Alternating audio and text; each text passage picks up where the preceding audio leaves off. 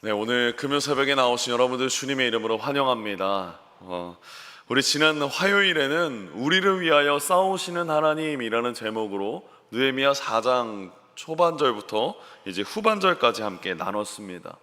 특별히 20절 말씀에 이렇게 말합니다. 우리 하나님이 우리를 위하여 싸우시리라 라는 그 말씀을 통해서 여러분, 하나님께서는 자기 백성을 위하여 싸우시는 분이십니다. 그리고 하나님은 자기 백성을 강한 용사로 거듭나게 하시는 분이십니다. 그리고 하나님께서는 하나님의 백성들이요, 하나님의 용사들이 하나님의 말씀을 기억하며 강해지기를 원하십니다. 저와 여러분도 하나님 앞에 연약함을 인정하고 하나님 앞에 나아가 하나님의 용사로, 강한 용사로 거듭나기를 주님의 이름으로 축복합니다.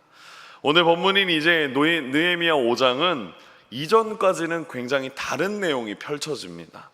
5장 전까지는 이들이 이제 하나가 되어서 대적들의 조롱과 비방을 견뎌야 했고 이겨내야 했다면, 이 느헤미야 5장에서부터는 그 조롱하는 대적들의 자리에 같은 유대 민족들이 등장하기 시작합니다. 이 기록을 통해서 주님은 대적의 공격처럼 하나님 나라 재건을 멈추게 하는 원인이 사실 우리 내부 안에서도 일어날 수 있다는 그 점을 경고해 주고 계십니다. 오늘 본문의 상황을 함께 차근차근 살펴보겠습니다. 우리 1절과 2절 말씀 우리 함께 합독하겠습니다. 그때의 백성들이 그들의 아내와 함께 크게 부르짖어 그들의 형제인 유다 사람들을 원망하는데, 어떤 사람은 말하기를 우리와 우리 자녀가 많으니 양식을 얻어먹고 살아야 하겠다 하고. 여러분, 이제 이들에게 어떤 상황이 펼쳐지냐면, 첫 번째로 양식을 얻어먹어야겠다, 양식, 즉 먹을거리가 줄어든 상황이 펼쳐집니다. 오늘날로 말하자면 돈을 벌 수 있는 기회가 없어지면서 가난한 사람들이 더 가난해지는, 그저 빈익빈 부익부 현상이 일어나기 시작했다라는 겁니다. 그러니까 빈부의 격차가 시작되었다라는 것입니다. 그리고 이어지는 두 번째 문제는 3절 말씀입니다. 어떤 사람은 말하기를 우리가 밭과 포도원과 집이라도 저당 잡히고 이 흉년에 곡식을 얻자 하고 라고 말합니다. 장기적인 흉년까지 이들에게 겹쳐지면서 가난한 사람들은 더 가난해지는 이 어려운 상황이 이 유대 공동체 안에 펼쳐졌다라는 것입니다. 그러니 가난한 사람들이 빚을 지는 것 외에는 무엇을 할 수 있었겠습니까? 그들은 담보를 내어주면서 대출을 끌어들이고 채무의 덫에 들어가기 시작했다라는 겁니다. 그리고 나서 등장하는 세 번째 문제가 4절에 나옵니다. 우리 함께 합독하겠습니다. 어떤 사람은 말하기를 우리는 밭과 포도원으로 돈을 빚내서 왕에게 세금을 바쳤도다. 여러분, 지금 이 흉년이 들고 곡식도 없는 이 상황 속에 무엇이 또 겹쳤습니까? 페르시아에 돈을 바치는, 세금을 내야 되는 상황까지 펼쳐졌다라는 것입니다. 그러니 이 모든 것에 대한 결과가 5절에 이렇게 말합니다. 우리 육체도 우리 형제의 육체와 같고 우리 자녀도 그들의 자녀와 같거늘 이제 우리도 우리 자녀를 종으로 파는도다. 그 다음 보십시오. 우리 딸 중에 벌써 종된 자가 있고 우리의 밭과 포도원이 이미 남의 것이 되었으나 우리에게는 아무런 힘이 없도다 하더라 라고 말합니다. 생계를 이어가다 보니까 밭과 포도원, 집이라도 담보로 맡겨서 그들은 채무의 덫으로 들어갔습니다. 그 와중에 이들은 무엇도 내야 됐습니까? 페르시아 왕에게 세금도 내야 했습니다. 그리고 돈도 못 갚고 밭과 포도원도 집도 빼앗기면서 이제 채무의 그 갚을 길이 없을 때 이들은 이제 어떻게 합니까? 방금 읽으셨지만 사람을 빼앗깁니다. 바로 내 자녀도 빼앗기고 내 아들도 빼앗기고 내 딸도 빼앗기면서 돈 때문에 다른 집 노예로 넘겨야 되는 상황이 일어났던 것입니다.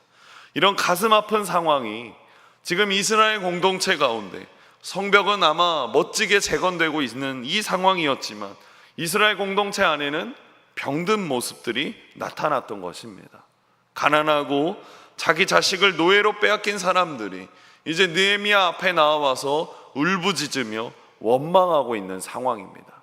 그런데 여러분, 지금 이 모든 상황이 사실은 유대인들, 특별히 부자 유대인들, 그리고 리더자들, 지도자들, 말씀을 경외하고 말씀 앞에 섰다면 이런 일들이 일어나지 않았을 것입니다. 왜냐하면 하나님의 말씀은 이미 오래전부터 이 모든 열거된 일들을 금지한다라고 말씀하셨습니다. 레위기 25장 23절 말씀해 보시기 바랍니다. 하나님은 먼저 토지 매매를 금지하셨습니다. 토지를 영구히 팔지 말 것은 토지는 다 내 것임이니라. 너희는 거류민이요 동거하는 자로서 나와 함께 있느니라. 지금 이 유대인들 사이에서 토지 문제로 먹고 살지, 사고 팔지 말라고 하나님은 이미 말씀하셨습니다. 또 하나님은 고리대금도 금지하셨습니다. 레위기 25장 35절 말씀입니다. 내 형제가 가난하게 되어 빈손으로 내 곁에 있거든 너는 그를 도와 거류민이나 동거인처럼 너와 함께 생활하게 하되. 주님은 가난한 사람이 보이면 너는 가서 도와라 라고 말씀하셨습니다. 그러면서 이어서 말씀하십니다. 36절과 37절 말씀입니다. 우리 함께 합독하겠습니다. 너는 그에게 이자를 받지 말고 내 하나님을 경외하여 너는 그에게 이자를 위하여 돈을 구워주지 말고 이익을 위하여 내 양식을 구워주지 말라라고 37절에도 말합니다. 여러분, 이 36절에 보시면 너는 그에게 이자를 받지 말고 라고 말합니다. 주님은 또 이제 노예 매매도 금지하셨습니다. 39절 말씀입니다. 너와 함께 있는 내 형제가 가난하게 되어 내게 몸이 팔리거든 너는 그를 종으로 부리지 말고. 그리고 42절에도 말합니다. 그들은 내가 애굽의 땅에서 인도하여 낸 내 종들이니 종으로 팔지 말 것이니라. 사람의 종이 아니라 누구의 종입니까? 하나님의 종이라고 말합니다. 그들을 사거나 팔지 말라고 하나님은 분명하게 말씀에 기록하셨습니다. 그런데 이 모든 일을 한 사람들이 누구입니까? 백성들을 돌봐야 되는 의무가 있는 지도자들이었다라는 겁니다. 여러분, 돈을 빌려주는 것까지야 뭐 어떻게 괜찮다라고 말할 수 있지만 이 지도자들이라고 하는 사람들이 일반 백성들에게 과도한 이자를 몰게 해서 그들이 파산에 이르도록 몰고 갔던 것입니다. 백성들은 이러한 절망적인 현실 속에서 부르짖으며 낭망하는 삶을 살 수밖에 없었습니다. 그런 이때에, 이 역경의 때에 느헤미야는 어떻게 반응하는지 6절 말씀에 우리 함께 합독하겠습니다. 내가 백성의 부르짖음과 이런 말을 듣고 크게 노하였으나. 여러분, 같은 민족끼리 이런 일들이 벌어지는 것에 느헤미야는 분노했습니다. 그러나 그는 분노만 하지 않았습니다. 우리는 이미 느헤미야 1장부터 계속 살펴보면 알지 않습니까? 느헤미야는 자신의 감정을 쉽게 드러내는 사람이 아니었습니다. 비록 안에서는, 자기 감정 안에서는 분노할 수 있으나 그는 이렇게 말합니다. 7절 말씀입니다.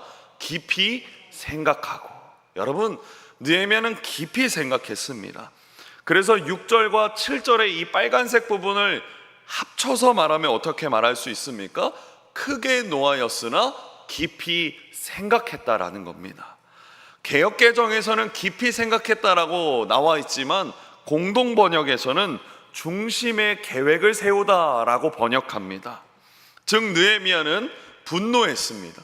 그러나 거기서 머무르는 사람이 아니었습니다. 문제와 이 위기를 어떻게 극복해야 될지 깊이 생각했고 중심의 실제적인 계획을 세우는 사람이었습니다. 그래서 7절 후반절과 8절에 이렇게 말합니다. 깊이 생각하고 귀족들과 민장들을 꾸짖어 그들에게 이르기를 너희가 각기 형제에게 높은 이자를 취하는도다 하고 대회를 열고 그들을 쳐서 그들에게 이르기를 우리는 이방인의 손에 팔린 우리 형제 유다 사람들을 우리의 힘을 다하여 도로 찾았거늘 너희는 너희 형제를 팔고자 하느냐, 더구나 우리의 손에 팔리게 하겠느냐 하매 그들이 잠잠하여 말이 없기로. 느헤미야는 그 모든 사람들을 불러 모았습니다. 특별히 귀족들, 그리고 민장들, 백성의 지도자들을 불러서 말합니다. 너희는 형제 자매를 너희의 유익의 도구로 사용하지 말라. 그 팩트를 이야기하며 느헤미야는 권면합니다. 즉 느헤미야는 그들을 불러 모아서 정확하게 하나님 말씀에 근거하며 말하였다라는 것입니다. 여러분, 우리는 이 모습을 보면서 가슴을 치고 분노할 수 있다 할지라도 우리도 이들과 사실 다를 바 없음을 우린 반드시 기억해야 합니다. 여러분, 형제 자매를 자기 유익의 도구로 사용하는 것, 그것이 마치 굉장히 사악한 죄처럼 보이지만 그 죄의 본질이 무엇입니까? 형제 자매를 자신을 위한 도구로 사용하는 그 죄의 본질이 무엇입니까? 사랑이 없다라는 것입니다. 사랑이 없기 때문에 형제를, 자매를 나의 유익의 도구로 사용한다라는 것입니다. 여러분 생각해 보십시오. 이 죄의 본질에 대해서 누가 감히 자신 있을 수 있겠습니까? 우리는 형제 자매를 참으로 사랑하고 있습니까?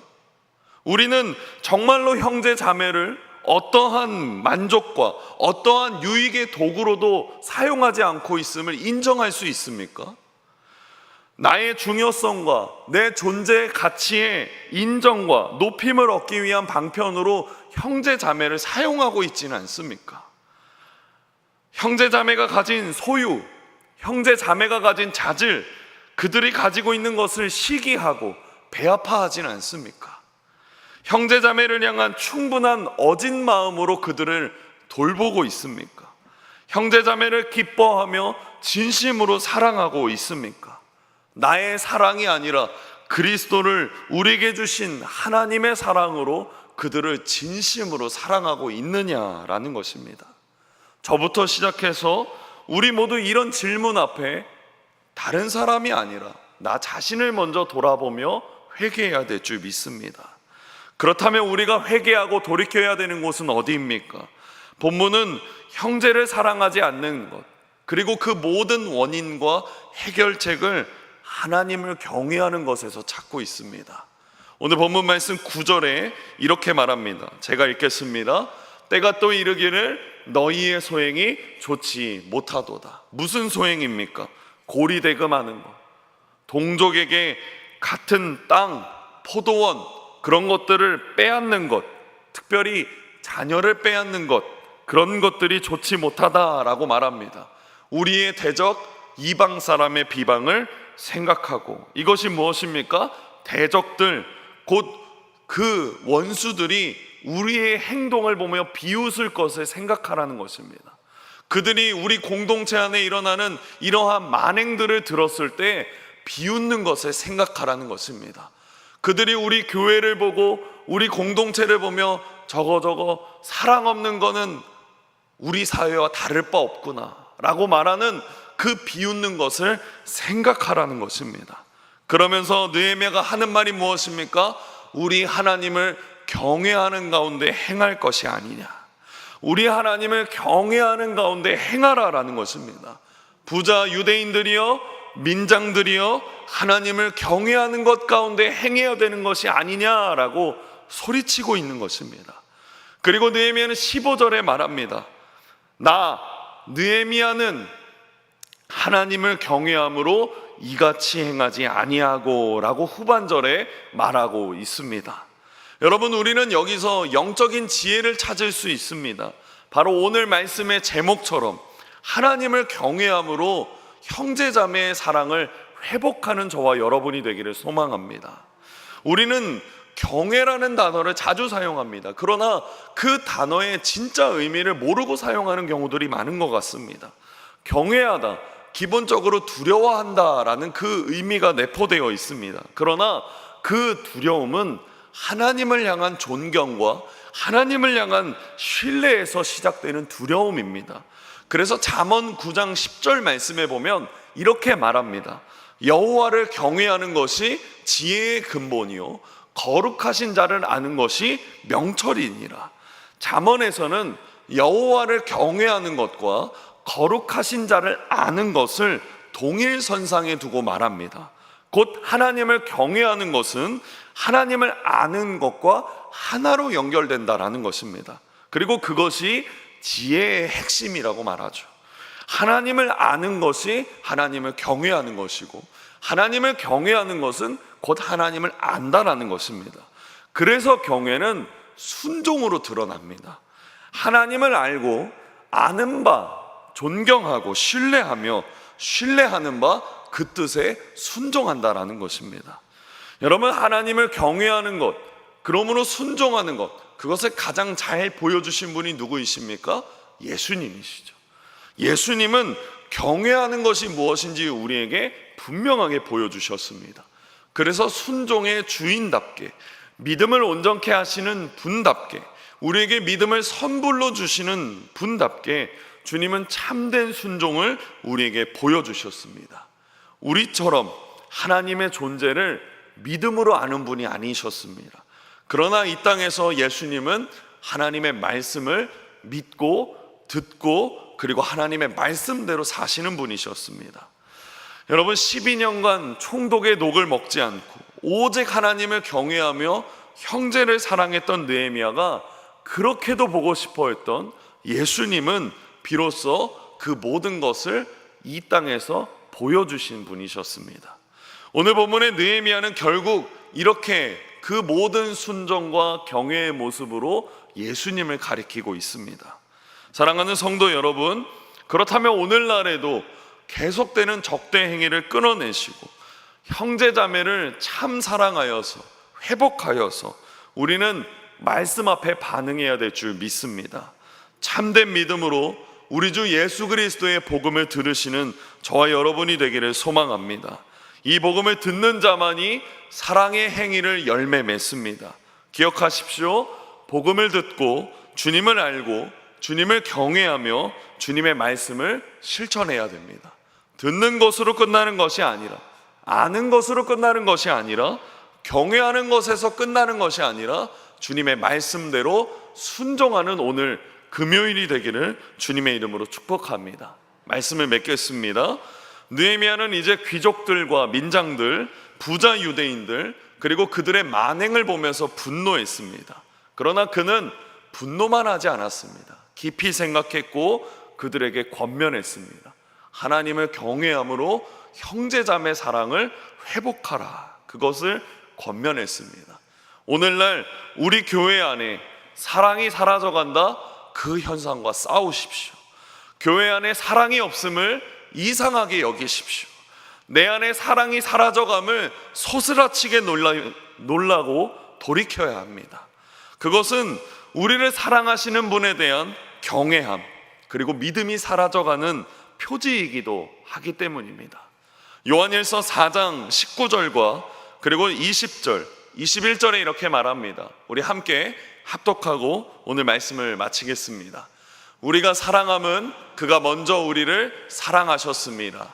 누구든지 하나님을 사랑하노라 하고 그 형제를 미워하면 이는 거짓말하는 자니, 보는 바 그 형제를 사랑하지 아니하는 자는 보지 못하는 바 하나님을 사랑할 수 없느니라.